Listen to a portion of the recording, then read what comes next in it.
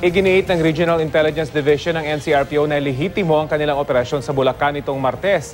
12 sa kanilang mga tauhan ang inaresto at na mahaharap daw sa kaso matapos umunong arborin ang dalawang suspect na nahulihan ng 10 kilong shabu.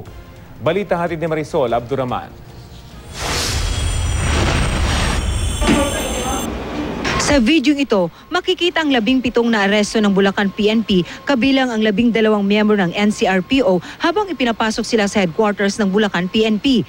Inaresto sila matapos umanong arborin ng mga taga-NCRPO ang dalawang suspect na nahuli ng 10 kilong shabu noong Martes ng gabi ng mga pulis Bulacan. Sa mga litratong ito, kitang nakadapa at nakaposas ang mga miyembro ng Regional Anti-Illegal Drugs ng NCRPO. Sa tingin ng fact-finding team na binuo ng Police Regional Office 3 matapos ang insidente. Do you believe, sir, magkakasama? Yes. In fact, during the time of apprehension, sinabi na that these two guys is our assets. Assets daw nila ito mga ito eh.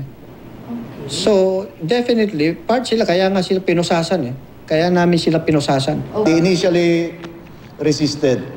That's the reason there was a standoff.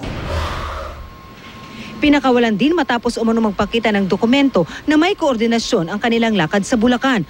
We are morally convinced that it was really a legitimate operation based on the documents they had presented to us. Pero matapos ang investigasyon ng fact-finding team, nakitang may ebidensya para sampahan ng reklamo ang mga pulis, gayon din ang 5 sibilyan.